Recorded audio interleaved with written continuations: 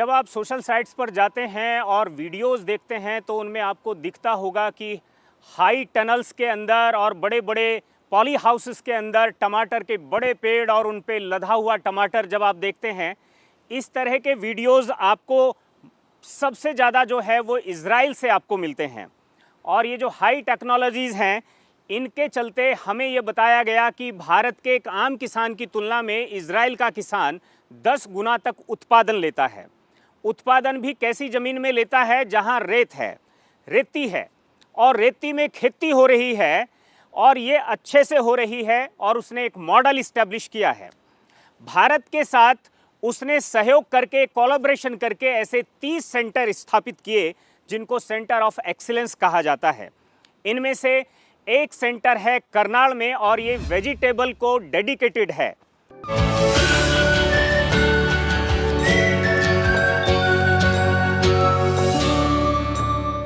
इस सेंटर के मैं कुछ नमूने आपको दिखलाऊंगा, यहाँ पर क्या कुछ चल रहा है ये दिखलाऊंगा। यहाँ पर जो नॉन ऑर्गेनिक तरीके से जो खेती हो रही है वो भी दिखाया जाएगा और वो भी दिखाया जाएगा जो ऑर्गेनिक तरीके से खेती हो रही है। और इस खेती में ऐसा कुछ खास क्या किया जाता है, क्या किस तरह से उसको मैनेज किया जाता है, वो सब समझने की बात है। आप मेरे पीछे दिखेंगे तो यहाँ पर मल्चिंग है। मुझे दिखने में यहाँ पर कुछ रबड़ के पाइप लगे हैं। मैंने सुना है कि जब ठंड पड़ेगी रात को तो इन्हें ढक दिया जाएगा। इसका एक कंप्लीट मॉडल आपको आगे दिखाऊंगा मैं, लेकिन फिलहाल मेरे साथ में डॉक्टर अजय जुड़ रहे हैं। ओपन में, खुले में खेती करने के लिए किसान किस तरह से किन विधियों को, तकनीकों को अपनाएं, और सबसे पहली ज़रूरत तो ये है कि ये मल्चिंग, ये ड्रिप इरिगेशन या फिर ये इन्हें ढकने के लिए ये जो लो टनल टप जैसा है, इन सबसे पहले इस खेत की तैयारी आप कैसे करते हैं? सबसे ज़्यादा ज़रूरी है कि आप अपने खेत की जब जुताई करें वो सबसे मतलब आपकी महत्वपूर्ण हो जाती है। क्या क्या डालते हैं तो उसके लिए बेसिकली हम क्या करते हैं, जो पर हमारी एकड़ का एक देसी क्वांटिटी आप बता दें। जो हमारी देसी खाद्य होती है हम उनका ज़्यादा से ज़्यादा इस्तेमाल करते हैं। जैसे आप सड़े हुए गोबर की बात करें तो 1 एकड़ में कम से कम 60 क्विंटल पर एकड़ के हिसाब से हम उसे डालते हैं। उसके साथ साथ जो हम वर्मी कंपोस्ट है हमारा, या जिसे हम केचुआ खाद भी बोलते हैं, उसकी मात्रा भी हम तकरीबन 30 क्विंटल पर एकड़ रखते हैं। उसके साथ हम हमारा जो नीम केक आता है, नीम केक का भी हम इस्तेमाल करते हैं अपने खेत में जुताई के समय पे। वो हमारा तकरीबन 4 क्विंटल पर एकड़ के हिसाब से जाता है। उसके साथ साथ वो जो अपनी यूरिया, डीएपी वगैरह है, उन खादों का भी हम इस्तेमाल करते हैं। उनका भी एक एक कट्टा हम अपने खेत में डालते हैं और बड़ी अच्छी तरह से गहरी जुताई करते हैं ताकि हमारे, और उसके बाद हम जो है ट्रैक्टर्स वगैरह की मदद से, हमारे पास जो इम्प्लीमेंट्स हैं उनकी मदद से, जो आप ये ऊंचे ऊंचे बेड देख रहे हैं, इनका निर्माण करते हैं। क्योंकि आपका बेड की ऊंचाई जितनी अच्छी रहेगी उतना आपकी फसल के लिए अच्छा है, क्योंकि कल को ज़्यादा बारिश होने का भी खतरा रहता है। तो उस समय पे आपका बेड जितना ऊंचा रहेगा तो वो आपके मतलब पानी जो आपके खेत में भर जाता है, उस समस्या से आपका खेत जो बचा रहेगा। उस वजह से क्या है, जो बीमारियां यहाँ पे खेत में आती हैं वो कम आती हैं। बेड की ऊंचाई कितनी होनी चाहिए? बेड की ऊंचाई कम से कम 30 से लेकर के 40 सेंटीमीटर तक ऊंचा अगर आपका बेड रहेगा तो काफ़ी अच्छा रहता है। और उसके बाद आप देख रहे होंगे तो हमने बेड बनाने के बाद इसके ऊपर टपका सिंचाई के लिए हमने ड्रिप लाइन्स बिछा रखी है। मतलब कि जो खुला पानी जो हम देते हैं वो बिल्कुल भी हम मतलब कि अपने किसान को प्रेफर नहीं करते हैं, उनको रेकमेंड नहीं करते हैं कि अपने खेत में खुला पानी दें, क्योंकि खुले पानी की बहुत सारी समस्याएं आती हैं आपके आगे आगे जैसे जैसे आपकी फसल बढ़ती है। तो इसलिए उसके लिए हम टपका सिंचाई का यहाँ पे भरपूर मतलब किसानों को उसके बारे में जागरूक कराया जाता है। उसके साथ साथ हम जो आप ये मल्चिंग पेपर देख रहे हैं उसका भी इस्तेमाल करते हैं। इससे क्या है, जो आपके ये जो मल्चिंग पेपर है, 1 एकड़ में ये कितना लग जाता है, एक बंडल? सर नहीं, 1 एकड़ में तकरीबन आपके 4 से 5 बंडल के तकरीबन लग जाते हैं आपके। और एक बंडल की कॉस्ट क्या आती है? एक बंडल की कॉस्ट तकरीबन आपके 2600 से 2700 रुपये के आसपास की पड़ती है। मतलब कि कुल मिला के अगर हम बात करें तो 1 एकड़ में 14 से 15 हज़ार रुपये खर्चा मतलब इसमें पड़ जाता है। और इसमें अगर आप हरियाणा के फार्मर्स हैं तो सरकार की तरफ से भी आपको 50% सब्सिडी हम सरकार प्रोवाइड करती है। एक बात हम साथ के साथ और समझने की कोशिश करेंगे। ये बात कही जाती है कि जब आप इनऑर्गेनिक सब्जी से ऑर्गेनिक वेजिटेबल की तरफ, ऑर्गेनिक सब्जियों की तरफ शिफ्ट होते हैं, ऑर्गेनिक खेती की तरफ शिफ्ट होते हैं, तो आपको दिक्कतें आती हैं, आपका उत्पादन कम होता है, 4 साल तक तो कुछ होता ही नहीं है। लेकिन यहाँ की तस्वीर कुछ और है। और यहाँ पर साइंटिस्ट ये कहते हैं, यहाँ पर कह नहीं देते हैं, वो दिखाते हैं कि यहाँ पर ऑर्गेनिक आप करिए, नॉन ऑर्गेनिक आप करिए, उत्पादन में किसी तरह की कोई दिक्कत या कोई कमी नहीं आती है। ये जो फार्म है ये ऑर्गेनिक कल्चर का, ऑर्गेनिक एग्रीकल्चर का ये फार्म है। और यहाँ पर आप मेरे पीछे देख रहे हैं, यहाँ पर जो पैदावार है ये गोभी है, फूल गोभी है, किसी तरह की कमी नहीं है। करेला आप सामने देख रहे हैं, वहाँ किसी तरह की कमी नहीं है। आप पूरे फार्म पर देखिए, यहाँ ऑर्गेनिक तरीके से गेंदा बोया है, उसके बाद में फिर स्ट्रॉबेरी है और भी कई तरह की खेतियाँ यहाँ पर की गई हैं। डॉक्टर प्रमोद हमारे साथ हैं। पैकेज ऑफ प्रैक्टिस क्या है, हमने देखा कि किस तरह से मल्चिंग करना है, किस तरह से ड्रिप देना है, किस तरह से बेड बनाना है, ये सारी बातें ठीक है। लो टनल एक ठीक बात है, लेकिन साथ में जो सबसे ज़रूरी है वो ये बात है कि आप यहाँ ऑर्गेनिक खेती कर रहे हैं, वहाँ एक तरह से नॉन ऑर्गेनिक खेती का भी एक मॉडल हमने देखा है उधर। दोनों में उत्पादन में आपको कोई अंतर लगा? उत्पादन में कोई डिफरेंस नहीं है। उत्पादन क्या होता है, जब स्टार्टिंग जो 2-3 साल होते हैं जिसको कन्वर्जन पीरियड बोलते हैं, हाँ। उसमें थोड़ा कम होता है उत्पादन। जब आपका फील्ड स्टेबल हो गया फिर उत्पादन कम नहीं होता है। जमीन की ताकत जब मेंटेन हो हाँ, जाती वो स्टेबल मतलब जब आपकी जब मिट्टी जो है जब मजबूत हो जाएगी, उसमें सारे न्यूट्रिएंट्स अवेलेबल हो जाएंगे, जैसे कि ऑर्गेनिक कार्बन होता है और माइक्रोब्स होते हैं, उसके बाद आपका फील्ड स्टेबल हो जाएगा। इसीलिए जो एजेंसीज होती हैं जो सर्टिफिकेशन करती हैं, वो ये बोलते हैं कि आपको 2 या 3 साल आपको कन्वर्जन में देना पड़ेगा, उसके बाद आपका फील्ड स्टेबल हो जाएगा, फिर आपका प्रोडक्शन अच्छा होता है। मतलब ये बिल्कुल भी मानने की ज़रूरत नहीं है कि अगर आप जैविक खेती करते हैं तो उसमें उत्पादन कम हो जाएगा, उत्पादन कम नहीं होता है। और अगर आप कुछ मेजर अगर उसमें वो अगर कुछ चीज़ों को ऐड करते हैं, कुछ अच्छे से उसकी देखभाल करते हैं अपने खेत की, तो वो हो सकता है कि पहले साल से भी आप अच्छा उत्पादन ले सकते हैं। बिल्कुल डिपेंड करता है वो आपके मिट्टी में ताकत कितना, आप क्या क्या डाल रहे हैं उसमें।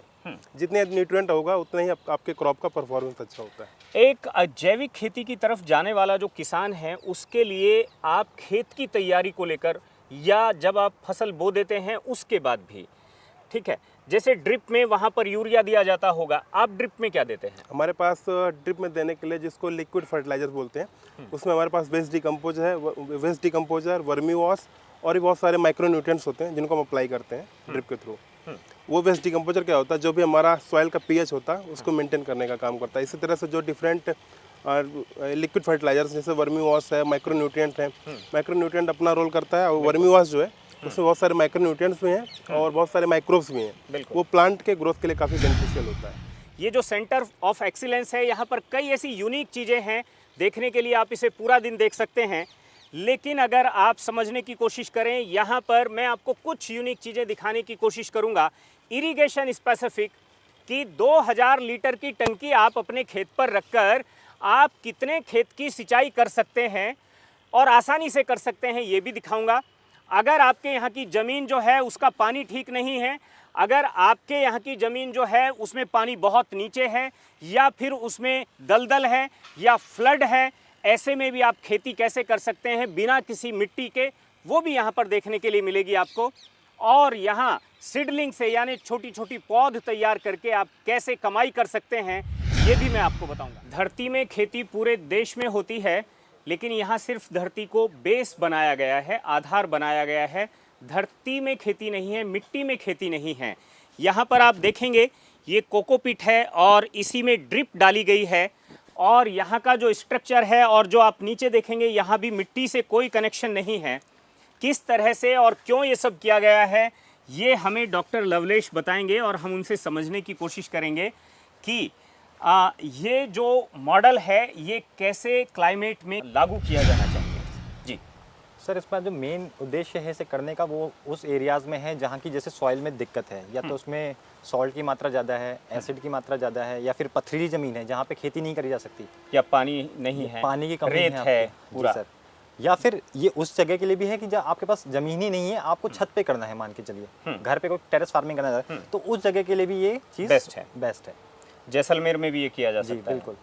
आपकी जो टंकी है 2000 लीटर की, हाँ जी सर, वो 1 एकड़ के लिए काफ़ी होती है? नहीं सर, अभी हम फैमिली ड्रिप वाला सिस्टम केवल हमने लास्ट एरिया के लिए यूज़ कर रहे हैं, उसको हम वैसे स्पेसिफिक एरिया के लिए इस्तेमाल नहीं कर रहे। वो हमने डेमो के लिए लगा रखा है कि किसान के पास अगर कुछ भी नहीं है, वो कोई माइक्रो इरिगेशन का सिस्टम इंस्टॉल नहीं कर सकता, तो चाहे तो वो जो आप एक हाइट के ऊपर टैंक लगा के फैमिली ड्रिप लगा सकते हैं। मतलब आप ये जो स्ट्रक्चर है और आप देख रहे हैं 1 2 3 4 5 ऐसी 5 लाइन यहाँ पर हैं। टमाटर के कितने पौधे इसमें लगे होंगे? देखिए जी, इसमें 220 से लेके 230 पौधे पर लाइन और में लगे हुए हैं। पर पौधा आप कितना प्रोडक्शन मानते हैं? पर पौधा हमारा 7 से 10 केजी पर प्लांट आ जाता है। इसको अगर मल्टीप्लाई करें तो आपको तो अंदाजा ही होगा जी टिप्स देखिए, पर। इस पे फिर डिपेंड करता है कि आपके स्ट्रक्चर में कितने पौधे लगे, क्योंकि देखिए हम लेके चलते हैं 10,000 पौधे। हाँ हाँ। किसान यही जो आप बेड से बेड की दूरी देख रहे हैं उसको थोड़ा सा घटा देता है, तो ओके। उसके पौधे नंबर ऑफ पौधे की संख्या बढ़ जाती है। ठीक है, तो उसके 11,000 पौधे आ जाते हैं।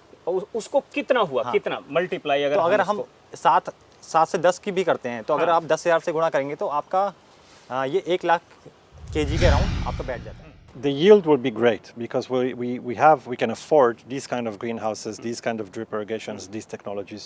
You will have 3 times the yields in some places, not all places. Some of your farmers are terrific. Some of your farmers are doing amazing work, and so they manage to equalize and to do great things. It's much simpler this way, but it doesn't mean that it's the only way. Okay, so the farmer here, if they want to come and learn, they can see a whole array of things and learn. We develop and we sell, we export like any other country. We export all around the world, not just in India. We have abilities. We have some things that I think you know. Cherry tomatoes came from Israel. That's our development. There are some specific varieties of these colored tomatoes that are tiger tomatoes called. Some various capsicums that we developed. But these are not what we promote in the excellence centers. Here, we're trying to grow yield. केवल टमाटर नहीं, आप बैंगन ले सकते हैं, capsicum ले सकते हैं, आप जो लेना चाहते हैं वो सब ले सकते हैं, राइट जी। इजराइल का मतलब यह है बिना पानी के या कम से कम पानी में कैसे खेती की जाए। अगर आपके पास कुछ नहीं है और एक पानी की टंकी मात्र है, तब भी आप खेती कैसे कर सकते हैं, आइए मेरे साथ दिखाता हूँ। आप यहाँ पर सेंटर ऑफ एक्सीलेंस जो घरोंडा में है, करनाल में, आप इसमें देख सकते हैं मेरे पीछे जो ये पानी चल रहा है, ये फ्लड इरिगेशन के लिए नहीं है। यहाँ पर एक पीछे तालाब है, उसमें पानी जाता है और वहाँ से ये पानी फिर पूरे ड्रिप इरिगेशन के थ्रू पूरे फार्म पर चला जाता है। लेकिन यहाँ कई मॉडल बनाए गए हैं। मैंने कहा कि अगर आपकी छत 500 स्क्वायर मीटर की है और आप उसके ऊपर एक इस तरह का स्ट्रक्चर बनाते हैं, ऐसे में आप अपने यहाँ से उत्पादन जो है करीब करीब 100 क्विंटल तक ले सकते हैं। 100 से लेकर 120 क्विंटल तक भी ले सकते हैं।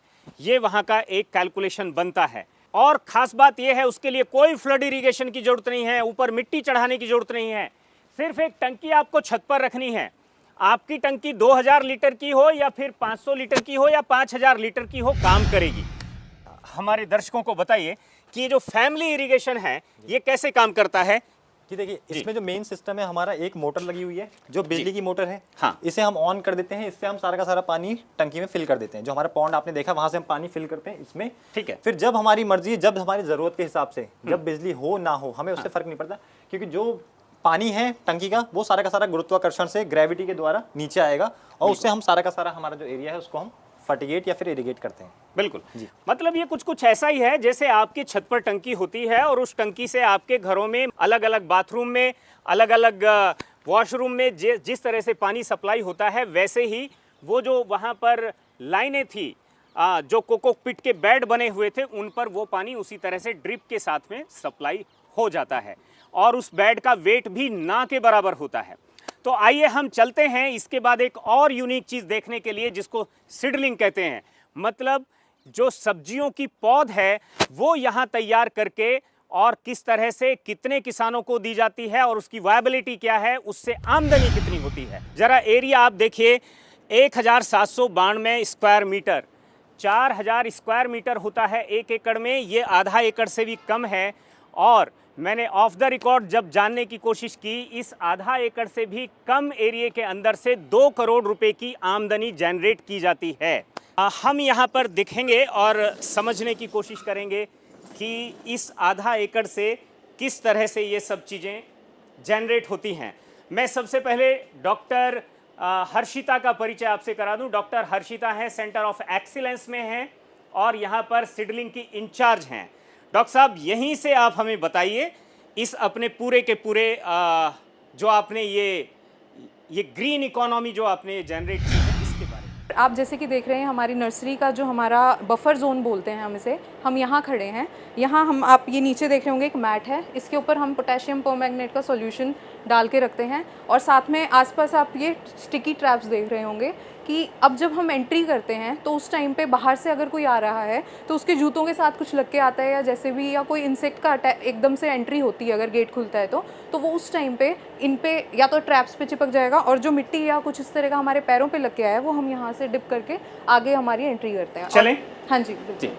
मतलब अगर आपको आगे बढ़ना है तो आपके जूतों हाँ जी, यहाँ ये से पोटेशियम परमैंगनेट का परमैंगनेट सॉल्यूशन का होता है। सॉल्यूशन हाँ जी, यहाँ पर है, ये आपके जूतों डिसइंफेक्टेंट से होता है। ये यहाँ पर, हाँ जी, ये खत्म।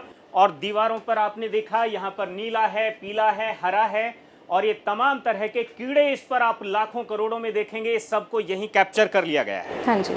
अभी हम और ये आगे हमारा चलेंगे।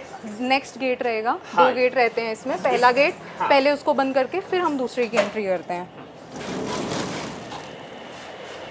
ये छोटे छोटे बच्चों की नर्सरी है, ठीक है। और ये एक बार मैं चाहूंगा अजेंद्र को, अजेंद्र एक बार ओवरव्यू जो है पूरी की पूरी नर्सरी का यहाँ से आप लीजिए।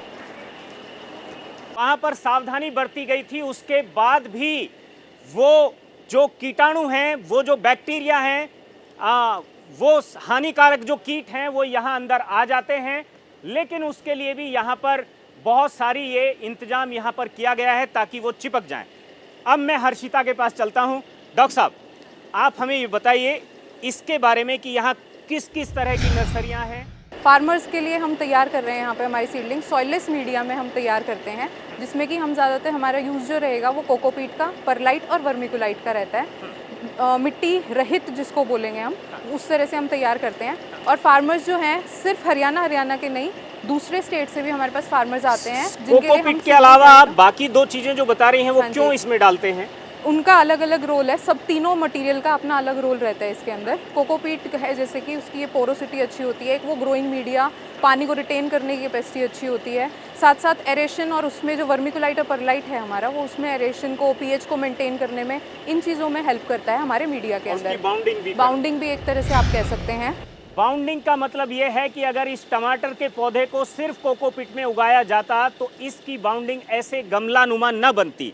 तब ये हो सकता है कि इसकी रूट जो है वो डैमेज हो सकती थी, लेकिन इसमें जो एक अनुपात डॉक्टर साहब ने बताया है उसकी वजह से ये फिर आराम से वहीं रख दिया गया और इसको कोई हानि नहीं हुई। दरअसल यहाँ पर सबसे बड़ी बात यह है कि यहाँ पर जो नर्सरी तैयार हो रही है, आप देखेंगे हर बॉक्स के अंदर, मतलब हर बीज जो है उसका जर्मिनेशन हुआ है।